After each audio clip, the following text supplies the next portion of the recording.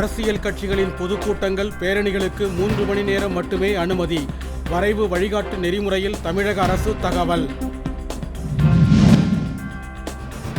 தருமபுரி அருகே அதிக விபத்துகள் நிகழும் தொப்பூர் கணவாய் சாலை சீரமைப்பு பணிகளை விரைந்து முடிக்க அன்புமணி ராமதாஸ் வலியுறுத்தல். உலகக்கோப்பையை வென்ற இந்திய மகளிர் மட்டைப்பந்து அணி வீராங்கனைகளை நேரில் அழைத்து குடியரசுத் தலைவர் திரௌபதி முர்மு பாராட்டு. 7500 கோடி ரூபாய் சொத்துக்களை முடக்கியதை தொடர்ந்து அனில் அம்பானி நேரில் முன்னிலையாக அமலாக்கத்துறை அறிவிக்கை. பீகார் சட்டப்பேரவை தேர்தலில் பிற்பகல் 1 மணி வரை 42.31 விழுக்காடு வாக்குகள் பதிவானதாக தேர்தல் ஆணையம் தகவல். புதுச்சேரியில் அதிக குற்ற வழக்குகள் நிலுவையில் உள்ள முதல் 10 போக்கிலிகளை குண்டர் சட்டத்தில் அடைக்க காவல்துறை நடவடிக்கை.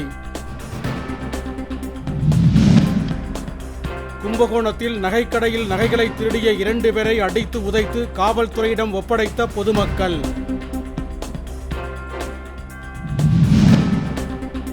சேலம் மாவட்டம் ஏற்காடு அருகே வாழவந்தி மலை கிராமத்தில் உள்ள அரசு உண்டு உறைவிடப் பள்ளியில் தண்ணீர் வசதியின்றி மாணவர்கள் தவிப்பு.